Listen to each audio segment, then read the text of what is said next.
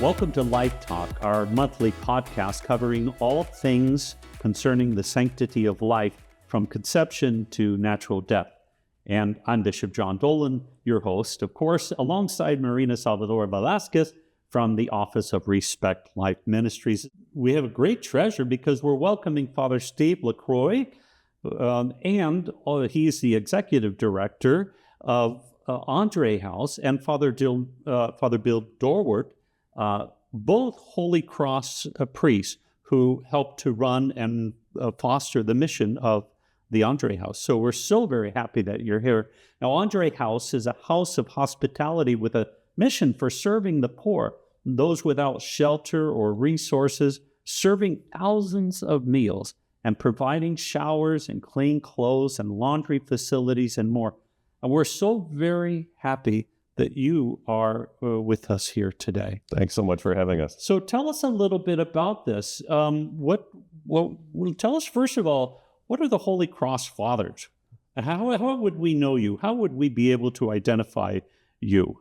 Well, most people know us by the University of Notre Dame, That's right. which is our highest profile ministry. I was trying to tee that up. Yep. But we were founded in post-revolutionary France when our founder, Blessed Basil Moreau, brought together a bunch of auxiliary priests who were preaching parish missions, trying to revitalize the church in post-revolutionary France, and merged them with a group of teaching brothers who were trying to reestablish Catholic education. And so then we became a missionary order very quickly, and within just a few years, we're in the United States, among other places, as educators in the faith. Well, Notre Dame is not having the best year, but that's okay. We're still praying for them. That's right. It's early. That's right. That's right. Go Domers. But so tell us though about yourself here in Phoenix.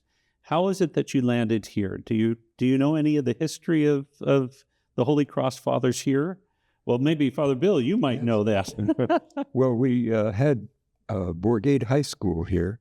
Then we were invited into parish ministry. We ended up out in St. John Vianney Parish. And so over time, we had 3 parishes here. And Andre House in 1984 was, there were 2 Holy Cross priests who were eager to start this kind of ministry. And St. John Vianney Parish, 40 years ago, sent the first volunteers to cook and assist at Andre House, so has quite a history. And where is Andre House located? Andre House is located between the state capitol and the downtown corridor. Yeah. It's kind of a sad wound in the middle of all the power bases, the isn't that power and economic power? Yeah, isn't that amazing? Yeah, it's what a dichotomy. Yeah, it's truly amazing. But so, Father Steve, though, you just came on board to be the director of Andre House. Yes, I just came less than 2 months ago. I had previously been serving at a parish in South Bend as the pastor of a parish up there. But in terms of how did I get here? My superior asked me to come, and that's how it works. But I had lived in Phoenix before, about 25 years ago, while I was discerning Holy Cross, and had come to know Andre House then. As I was getting to know Holy Cross, I'd volunteer once a week after work in one of the transitional shelters that Andre House ran. So I was familiar with their ministry. It kind of played a part in my vocational discernment. But who knew that I'd be coming back 25 years later as the director? So your vocation to priesthood and to the religious life was born out of Phoenix? Yes, yeah. Wow. Well, I've been discerning for a long time. Right. I'm originally from Houston, Texas, but had come out to Arizona to go to business school, and landed in the East Valley, working in Chandler for a couple of years, but actively discerning a vocation. So I used that 2 years in Phoenix to really get to know Holy Cross at a deeper level before entering formation for them. And like I said, a weekly volunteer opportunity at Andre House was a big part of that. Yeah, what's interesting to me is like how in the world. So it was clear that you were a missionary congregation from the beginning, coming from Europe, but that missionary effort, was it predominantly education, or did it include poverty immersion and such and programs such as Andre House? Yeah, a lot of it was just like any missionary efforts is whatever the needs are of the community that you land in. Right. You kind of get to know the community, get to know the physical needs of the people you're serving as an entry to minister to their more spiritual and deeper needs. Right. And a lot of that for us has been done through education. That's kind of where I think we've got some good experience and something good to offer the church. But certainly when you come into contact with people whose basic human needs are just so prevalent and just so extreme, you tend to that as a way to bring the love of Christ to them. And I guess that's why we're here in Life Talk, and Marina Salvador-Velasquez is there in the office for Life Ministry. And so what questions would you have to offer Father Steve and Father Bill? Well, first of all, I want to say thank you to both of you, Father Steve, for hosting me. I had the opportunity to visit Andre House a couple of days ago, and it was such a blessing to have the opportunity to be there and see your work in action. How do you bring hope, or how does your ministry brings hope in the way you serve? I think, first of all, it's respecting our Constitutions, put it this way. It says, our concern for every human being as a cherished child of God directs our care. Mm-hmm. So flowing from that, say that just paying attention to people and an open heart and an open ear, I think that stirs a lot of hope in people because not many people listen to them. Brother Andre, right? Mm-hmm. Well, you said something about his heart and mission and how he... St. Andre Bessette, after whom Andre House is named, is as Holy Cross. He's our only canonized saint so far, and so we take great pride in him. He was a very humble man. He was from Canada, and he served in Montreal as a Holy Cross brother, but he couldn't do most of the work that Holy Cross brothers traditionally did. He was in very frail health, so he couldn't do manual labor. He was very, very poorly educated, so he couldn't teach. And so we made him porter of a school up in Montreal where he just answered the door and greeted whoever was there. Mm-hmm. But he got to know the people who came to the door. He prayed with them, and people started to realize that if they brought a prayer intention to Brother Andre and he prayed with them, oftentimes they got better. And he developed a reputation as a healer, eventually being known as the Miracle Man of Montreal. Mm. And so that eventually proved disruptive in the school because sick people were wandering the halls of the school looking for Brother Andre. Mm. So they gave him his own place across the street, which eventually became the Oratory of St. Joseph, where he spent all day in his cell seeing people one after the other, each person coming in asking for some kind of miracle. Of course, he never promised miracles, but he prayed with each and every one of them and showed them the love of Christ. And so when Andre House was born, it was with that spirit. That's why we call ourselves a house of hospitality, because we can't solve everybody's problems who comes through our door, but we can show every single person the love of Christ and give them an encounter with Christ that will hopefully fill their hearts with a little more hope after they've come into contact with us than when they walked in the door. When I was there yesterday, I remember hearing before we were given our assignments as to what we were going to be doing. We put Marina on the serving line. We put her to work last night. Yes.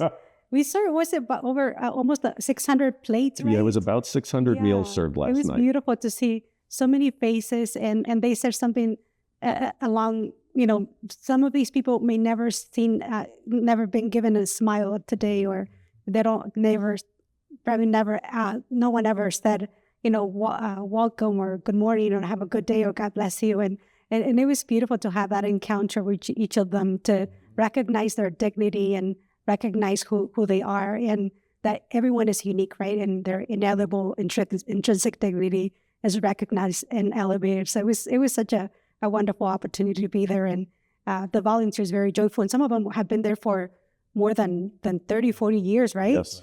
And they're still there. And it's such a wonderful and a privilege, right, to be able to serve in that way. Yeah.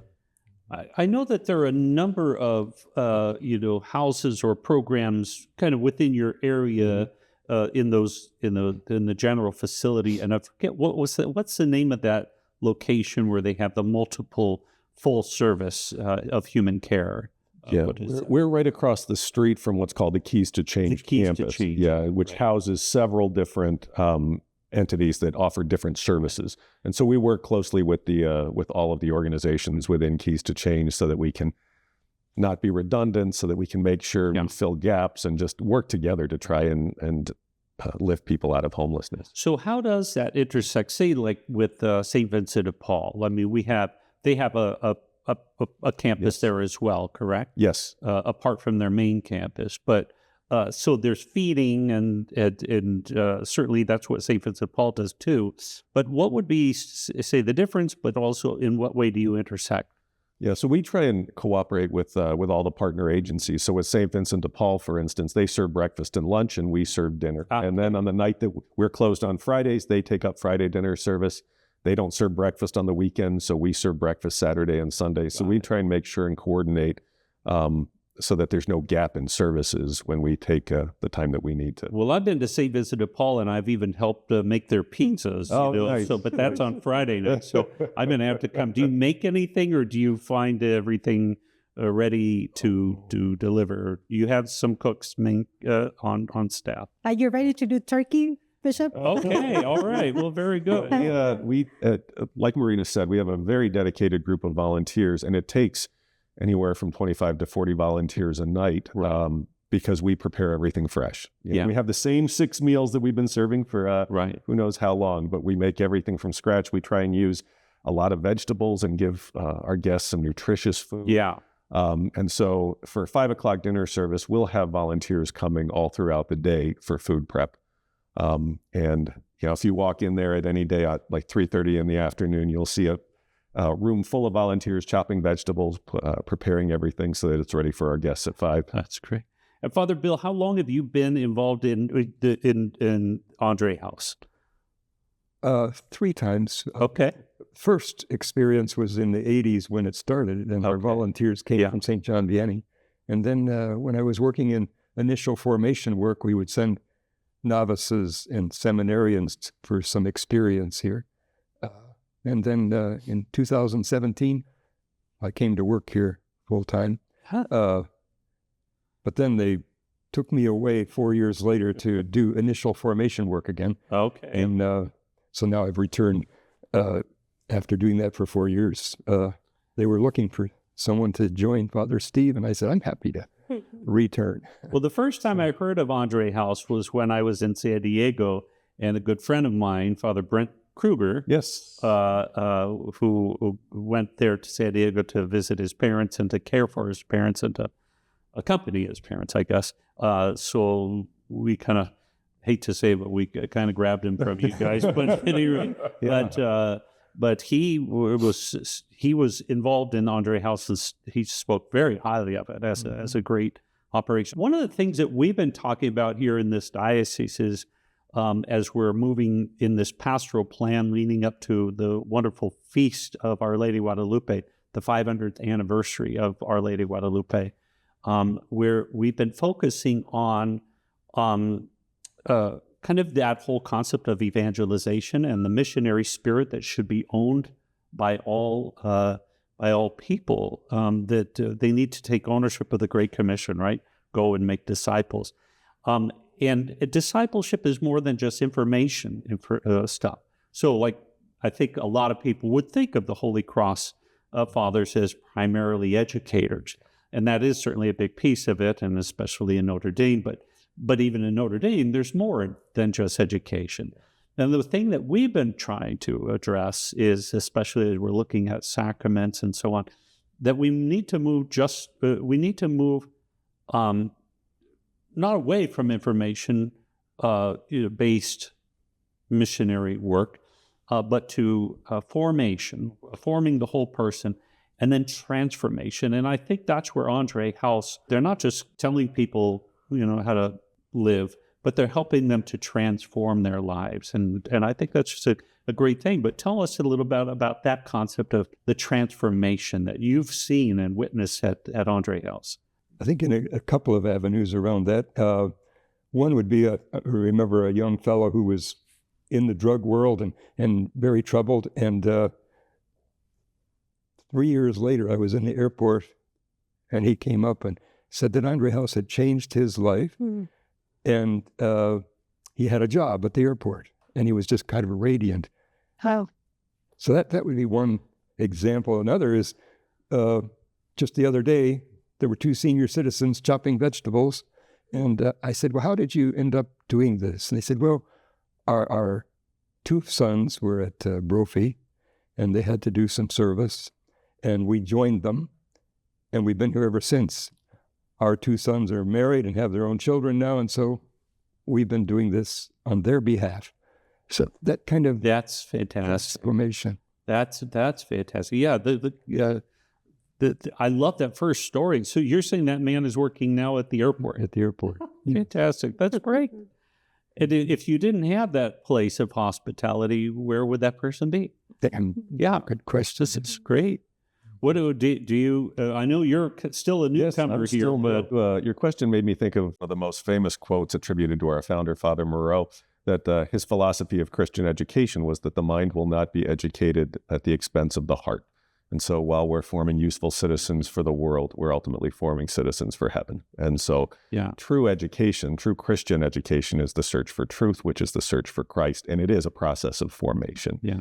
And so one thing that comes to mind certainly is our core team. So a lot of our direct service to our guests is done by a group of young people who are dedicating a year of service, living in community and participating in this formation program, who spend, most of their week offering direct service to our guests while going to daily mass, engaging daily holy hours, spiritual direction, and liturgy of the hours. So as a part of being formed as Christian disciples, it's a combination of that, the liturgical practice and the spiritual formation, and then they have something to give to our guests that's more than just food. Yeah, they can really communicate the love of Christ through the act of giving somebody food. Yeah.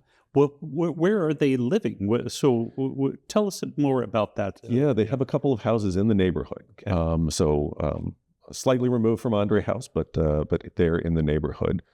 We have a formation director who runs their program. We take applications from young people all across the country who are willing to commit to this year of service and live in the specific type of formative community that we offer. And so they're just young people who are on fire with their faith and not afraid to work hard to put that faith into action with our guests. That's fantastic. Well, I know that even our own seminary benefits from this. We're building our own seminary here in the Diocese of Phoenix, and we offered to them kind of a poverty immersion, where they get to see firsthand how this kind of house of hospitality, which I think is fantastic. And there are other iterations of these poverty immersions for them as well. But Andre House, they come home thrilled about the experience that they've enjoyed. That's great. So what more could you share with us? Or did you have another question, maybe, Marina? Oh, specifically, when you took me touring yesterday, you walked me through the showers and the donation areas. Yeah. What if people wanted to be involved or wanted to participate and join you, or can you share about the needs that there are if people want to donate, and if they want to volunteer, how should they contact you? Absolutely. The first thing I'll do is put our website out there, andrehouse.org. It has very easy ways to click on volunteer opportunities or donation opportunities. But yeah, so you touched on some of the other services we offer. Our biggest service is dinner service, where we serve upwards of 500 meals a night, 6 nights a week, all year long. But also during the day, we offer other services to our guests, showers, clothing, hygiene products, lockers, those types of things, and just heat relief too, which is a big need in the area we serve. So we can take all sorts of volunteers, whether they're available for dinner service or not. We have weekend volunteer opportunities since we do serve on Saturdays and Sundays. We have a big fundraiser coming up to support the expenses of our core program. That'll be on October 9th at the Franciscan Renewal Center. But yeah, just there, if anybody is interested, we can always find a way to put their skills to use. And there are always ways people can donate things like hygiene and clothing and those types of things.